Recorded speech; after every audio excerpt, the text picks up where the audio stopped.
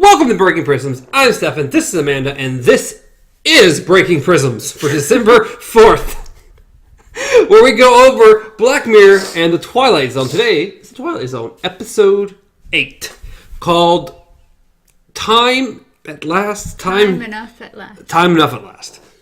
It's hard for me to remember the name of that episode. I feel like it should be Mr. Denton on Doomsday. It feels more like that name would fit with the episode. Sorry, I was just going to comment on that. You forgot the name of the episode. Just slightly. You apparently forgot the name of our show, too. I'll get there. It's all right. We got there. There's a pause. How many months? It gets difficult. You don't even know. Like, what are we doing? Why are we doing it? All right. So, Time Enough at Last. This is actually one of the most well-known and or popular episodes of Twilight Zone. Like, every time someone says Twilight Zone, most people can recall this episode. Never seen this episode. No. But I don't think I've seen any of the original, like, black and white episodes of Twilight Zone. No. I think anything I've ever seen of it was some of the newer things they've done. Yeah. So I will say I enjoyed the episode for the most part. Have one gripe about it, but we'll get there. So, we start out with a bank teller. Bank teller who's a little too obsessed with the book in his lap. I can't remember his name already. I don't either. It was the first thing I wrote down on my notes because he has a plaque hanging above, like right next to his head that says his name. I didn't recognize that plaque at all. Do you remember his name? No. Like his first name? No, I don't remember his name. Oh my god. It was only, I think she said it like once and it was right there, but after that it was never brought up again, and I just didn't care enough to go back and figure it out. I'm like, wow, this is going to be great. Anyways, we'll call him the reader, because the reader. He's referred to as you're a reader. Like, oh my god, he reads. But yes, he is currently trying to give change back to this woman, and as he's sitting there counting her money, he starts talking about a book. Yes. Well, in the middle of it, he just flips a page over. I'm like, can you at least pretend to do your job? I can't even remember. David Copperfield. That was the book he was reading. He's reading David Copperfield. And at some point in time, she stopped and she goes, "You have shortchanged me again." Again. So this has happened before. Of course it has. Of course. She says, you short $1. Yes. It's like, I'm sure $1 was worth a lot more back in the late 60s or whenever this came out, late 60s, early 70s or whatever. So, but yes, it's apparently happened before. Yes. Which, of course, if I was her, just get a different teller. Yeah. But yes, he was literally like, "Oh, my bad. Here's your $1. And then continues to talk about the book. Yes, to which she just walks away. Yes, he's talking about all these characters. Like, he talks about this one guy, and it's like, "Oh, isn't that just, a villainous name?" And then goes up, and then he has this other friend, and then looks up, and she's not even standing there. She's gone. She left. Yeah. She does not care at all. To which he decides, you know what? I think I need a break. And just takes his little window sign and puts it up, and like, next window, please. And just goes to his book. Yep. And then there's a shadow that falls across his book. And I'm like, he's getting fired right here. Yeah, I did too. I wrote that down too. I was like, fired? Question mark? Wait, come on. You got to at least pretend to do your job when you're at your job. I mean, that's kind of the whole point. You're in the public eye. There's not really time to sit here and read a book under the counter the whole time. So his boss pretty much is like, "I need to see you in my office." Yeah. He calls it an interview. Yes. I'm like, that's weird. I don't really feel like this is an interview. It is the strangest meeting I have ever seen between two people ever. Just how he talks to him, what they talk about, him calling him, "You're a reader." You're a reader. And it's like, what? I mean, he like demonizes reading like it's the devil. I know, like, that you get that this entire episode, though. Like, there is something really wrong with books, apparently. Or reading anything. Anything! You just aren't allowed to read! The other funny thing is the fact that he can't sit down. Like, he's standing at the desk, and when he tries to kind of take a seat, the guy's like, and then he has... Because there's this intense interview going on. But yes, the guy pretty much says... In order to work here, you actually need to work here. Like, exactly. we base employment off who actually does their job. And he's like, he's like, he's like, but you have to understand, my wife. My wife at home won't let me read anything. I can't read the newspaper. She rips it away from me. I've gotten to the point... You are leave the wife. Yes. Leave the wife. She's a horrible, despicable little woman. Yes. We will get to her in a moment. First, my God. He's literally like, it's come down to me reading the labels on the condiments, and now I can't even have ketchup. Like, just the fact that reading is some insane... He loves to read, which is fine. And it's insane that people want to keep him. He goes a little extreme with it. Oh, yeah. But it's amazing that it is demonified against him. It's yes. like the worst thing anyone could ever do is read. I know, and the fact that his boss is literally like, you quit reading. Like, you have to stop reading. It's like... I've noticed you go down to the safe on your lunch break and read down there. And he's like, you have to stop reading, go out there and do your job. And so he's like, okay. And he starts to leave and notices there's a magazine next to the door. Which he has to thumb at for a second. So he's like, and the boss is like, no. God.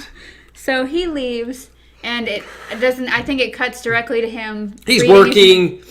Well, no, honestly, he was working. He was about to go. I think it doesn't. No, that's later. No, I guess you go back. Yeah, he go home. He literally is sitting there reading the newspaper in his house, and you're like, oh, so life's not that bad, maybe. To which he gets yelled at from the other room. Yes, which I can't remember his name, but then she walks in, and what does she do? Exactly what he says. She rips the paper away from him.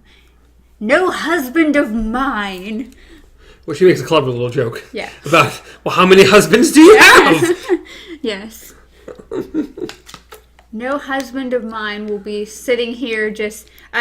what was it? It was something about social...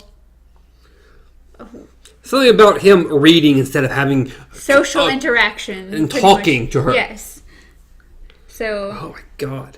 She was so annoying. Yes. To which she says, well, we're going to play cards tonight with such and such. And he's like, I want you to change your shirt. All right, I'll be ready. Yes. To which she leaves the room. He goes under the sofa cushion and finds a book shoved back in the back of the cushion. Yes, he has been hiding his books, which this was a poetry book, book of poetry. And so he goes over to his suit coat, which he does not change. No, the shirt does not get changed. Change his shirt, but he walks over to his suit coat and he slides it into the inner pocket and just... He's good to go. Puts his jacket on and walks towards the door, opens it, and there stands the wife. And you're like, shit's about to hit the fan. She knows. And she does, but not in the way we would hope. Yeah, she is like, oh, okay, no, okay. Will you read me some? Which he's delighted, super delighted. And they sit down on the couch, and he opens the book, and... like the horrible little woman she is marked through the book with it looks like crayon. I thought it was pen. It looked like pen, just like this, all over. It looked too thick for me to be pen. It looked like she took a black crayon and just rubbed through the whole thing. Yes. But anyway, it's a disaster. Yes, and she's ruined the book. Yes, he was like, "How could you do this?" And she's just like... She takes the book, she rips pages out of it. And she once again says something like, I will not be married to essentially some slacker that just reads, pretty much. How dare you? Yeah. And now we're in this day and age, everybody's like, get off your phone and read a book! Go outside for once in your life. Oh, God. But yes, So she pretty much says, "No husband of mine," and starts shredding the book to pieces. And he's like, "How could you do this? How could you do something this despicable?" And she's like, pretty much like, "I don't give a shit. Like, I don't care." Yeah, we pan back to the bank. And he's finishing up something. He puts up his little sign. He looks up at the clock. It's apparently lunchtime. He grabs his little paper bag of lunch and heads on down to the safe like he always does. Which my note about that was, like, he literally goes down, peeks around, and slowly closes the bolt door.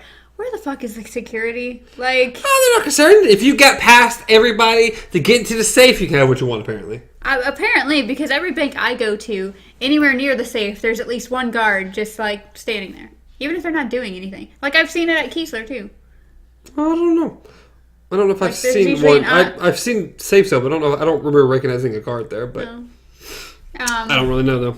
I think if the safe is open, someone has to be there, obviously. But I don't know. This was back in the I know, 60s and 70s. It's one of those things. Like, not only that, but how are you able to just close yourself in and then just let your? I don't understand. I don't know. You probably have to lock it. He probably just pulled it too, or pulled it shut. I don't know. It's not overly important. I mean, this was also behind the counter and downstairs. So you'd have to actually break in to the area to get down to the safe. So I'm sure they weren't. I don't know. Either way, he's chilling out in what looks like a bunch of safety deposit boxes. That's exactly what it looks like. It doesn't even look like, well, I don't know. Either way. He's just chilling out on the floor reading his book. Yeah. Eating his lunch, reading his book. He's happy as can be. He has a book, his lunch, and a newspaper. Yep. Yes. So he closes his book, just gives this huge sigh of relief as though he has fulfilled his reading for that moment. And then picks up the newspaper and slapped across the front is H-bomb. H-bomb? It says H-bomb. What's the rest of it says? It's H-bomb. It's possible of mass destruction or something. Possible mass destruction. That's exactly what it says. Something along these lines. So I was hoping to pause it and read what the other article headlines were to see what else was going on, but I forgot. But anyway, so he just looks at it, goes, closes the paper, and sets it aside.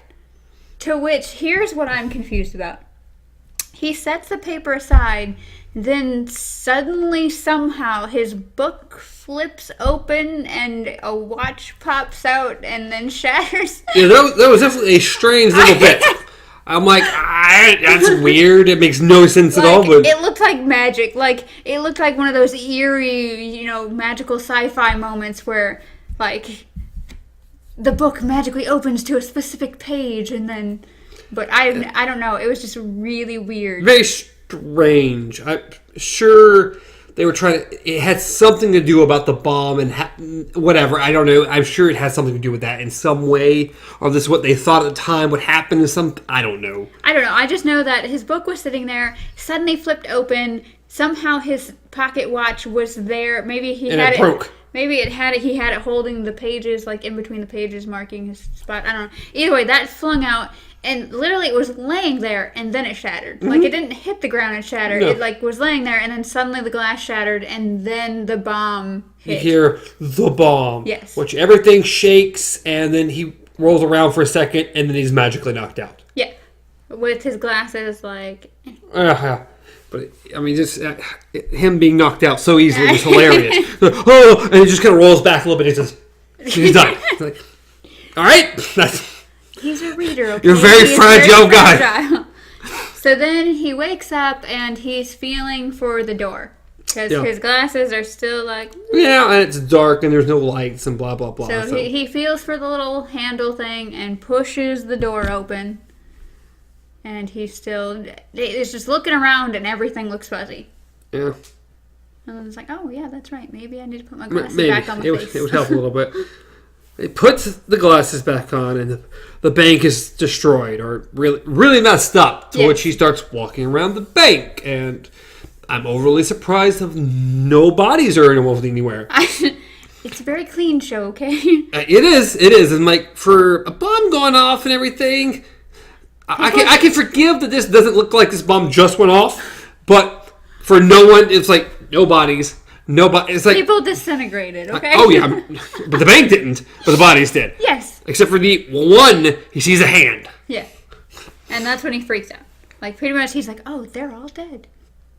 Yeah. Somewhere there's either was there a radio? A radio was on. I remember there was a voice, like this guy talking. I don't know. If Yeah, it was something radio was or a TV or said, what. and it fell over or something. I don't know. Exploded or whatever. I don't even know. Another thing that just randomly shattered for no reason. Weird. But anyways, he starts walking around. He looks outside, and it's weird because there's like almost everything's leveled. The bank is like by far the best held up thing in this thing.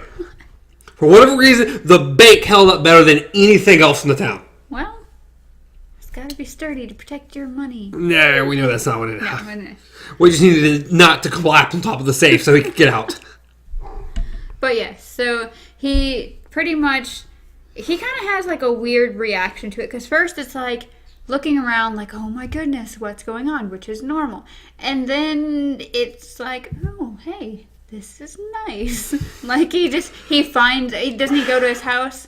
Like it's the narrator talking. It's like a montage of different things he's doing. He's walking around. He goes to his house. He sees it's destroyed. He calls for his wife, which I'm like, why would you call for her? She was a terrible woman. I'm glad she's dead. And then it's like he finds the nice little, like, where did he find the cigarettes at? I don't know. I don't think they show him find the cigarettes. All I remember is him pulling out a cigarette and then at some point he found food as well. This convenience store had food. He talks about having more than enough food to last him years. So yeah, he's finding the perks so far. Yeah. He finds this nice fluffy couch in the middle of nowhere, and I can't remember. Does he have a book? No, not yet. No, I thought he had. Because I could have swore he was holding something and his cigarette when he got on maybe the the couch. paper or something. I think he said he only had one paper to read over and over and over again. So he pretty much just kind of chills out on the couch and passes out. Yeah. To which he wakes up, and he is lonely. He's very, very, very lonely. And he gets super depressed about being lonely for the last 15 hours. I'm like, buddy, you just went insane of loneliness real quick. Well, it's like, I don't know, maybe it was one of those things where he spent so much time being a reader, he didn't really treasure, social interaction. A little obsessive. If they would have done like 4 weeks later and he hasn't talked to anyone, and be like, okay, I get, he's been alone and that makes sense. Put him on an asteroid. Yeah, why not? Give him a robot. He would have killed himself way before. He never would have made it.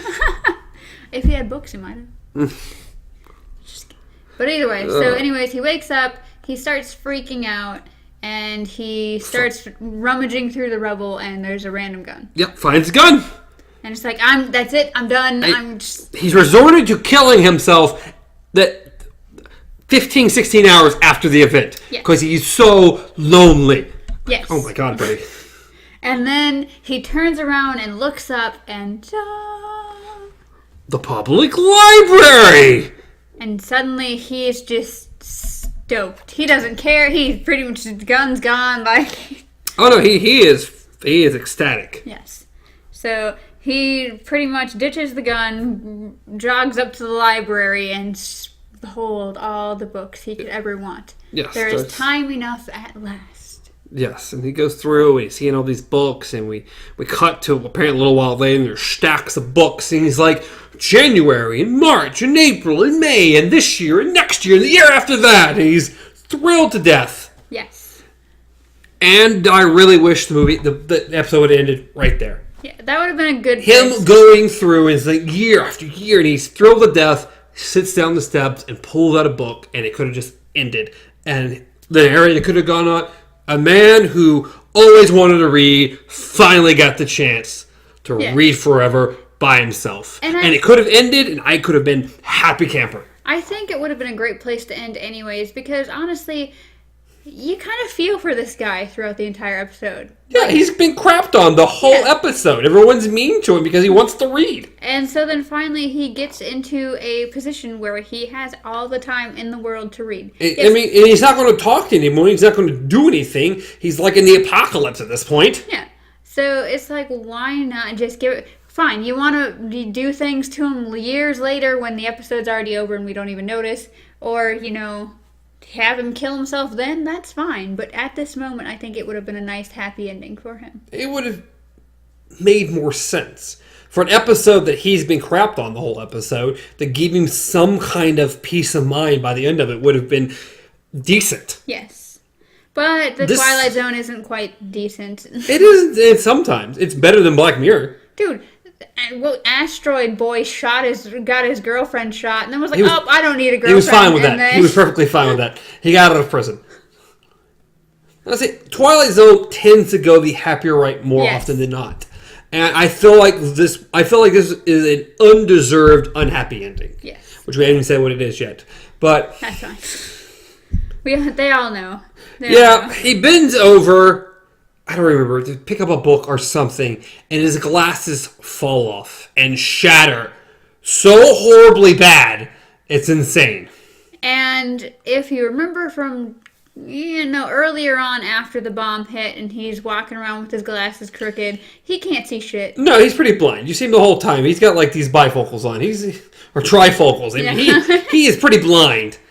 So he needs his glasses. Yeah. So for the show just to make his only way of seeing, give him the most fragile pair of glasses I've ever seen in my entire life, is very cruel of the episode. No, it's like, okay, because now he's going to have to literally be, like, crawling on the ground to find the gun if he wants to end it.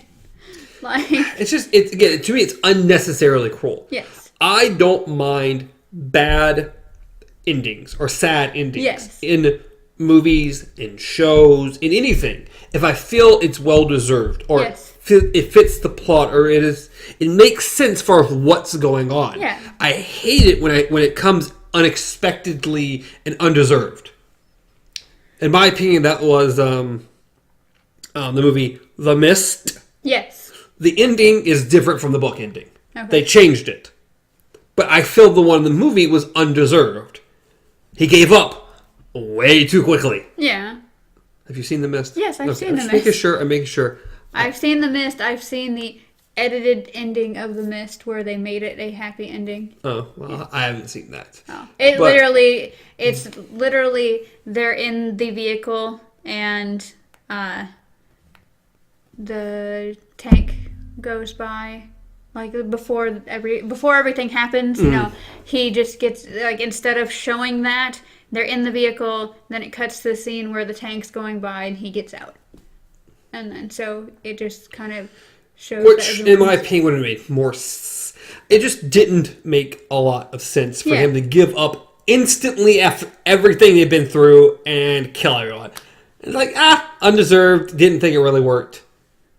So, that was my opinion. And I felt this is the same way. It didn't actually make sense. If you haven't seen The Mist, don't watch The Mist. I hate The Mist. I actually really like The Mist. I hate The Mist. I like The Mist. I hate the ending, and I hate the huge plot point of this movie, the preacher girl. Which you're supposed to, but I just insanely want her to die instantly as soon as I see her. I do too, but just getting to watch her get hit in the head with a can by an old lady was amazing. I hated her so much. Kind of like Dolores Umbridge. Yes. You're supposed to. Oh, but they do a good job. They do so good. And we're sorry if you've never seen The Mist and now you want to watch it because we may have already I spoiled it for you. It's over. Don't worry about it. You don't want to watch the movie. Don't watch it. It's a good movie. It's a terrible movie. It's a good movie. It's a terrible movie. You just don't like the lady. Or the ending. It's a terrible movie. It's a good movie. Don't listen to him. There's a TV show. I think I only got one season. Go watch that. It might be better.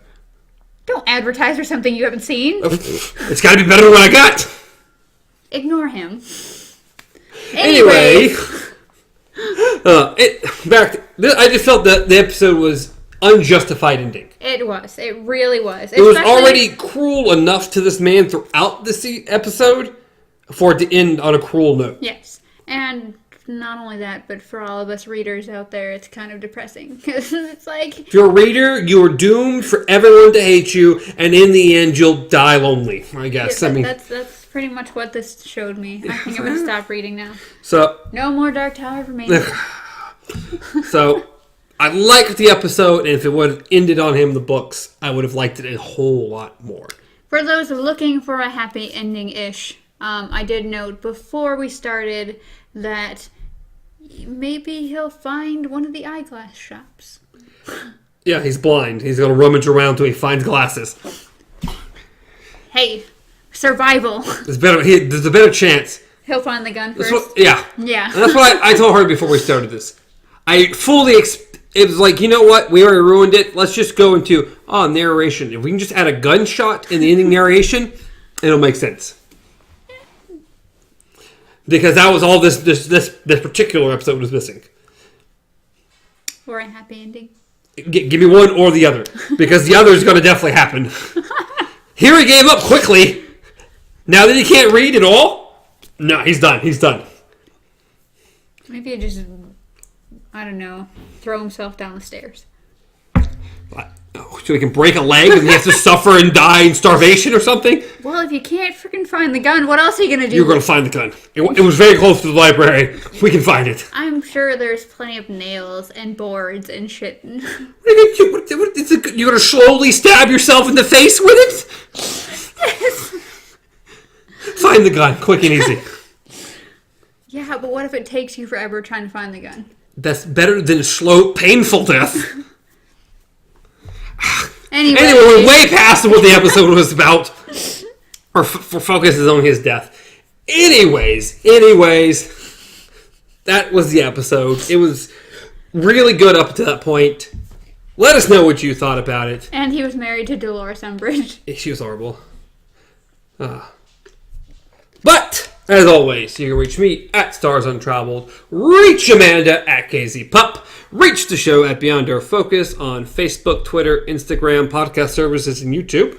Yay! So, as always, leave whatever comments you want, throw some likes on there, subscribe to the channels, check out the other videos, check out our comic, check it all out!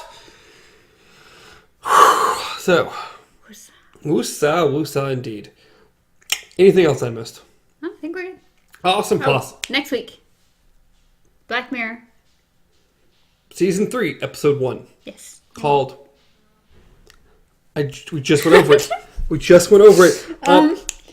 Nosedive. Nosedive! Can you imagine a world where every person you come in contact with, you have to rate like an Uber driver? And that determines what you can do in life. No. I don't want it. That sounds terrible. I don't want it. It's an interesting episode. But to me, this is where officially Black Mirror goes from being like a show that's getting started with the first few seasons to a show that has acquired a much bigger budget and looks like it has. Oh, okay. We're good. My personal opinion. I think the production, the quality, and the actors they are able to get drastically increase. Because I did find out after doing a little bit of looking up the episodes and stuff, is that White Christmas wasn't a part of season 2 originally. It was season 2 was 3 episodes, and that was a special episode. Well, that would make sense. Which is why it was longer, and why it had what's his face? I can't remember. Don. I think it's Don Draper. Oh, Don Draper. Yeah, which I think in it to itself was showing that the show was. But I don't know how popular he was when this came out. Yeah. But still, in my opinion, showing how popular the show was becoming, and it was able to garner those extra stars. Because I think the main actress in the next episode is also a bigger star. I don't remember her name, though. We'll have to look it up and make sure, but I think she is. So, they're showing how big the show is getting. But, that's it. That was a weird, we went way off the tangent on the end there. But, until next time, long days and pleasant nights.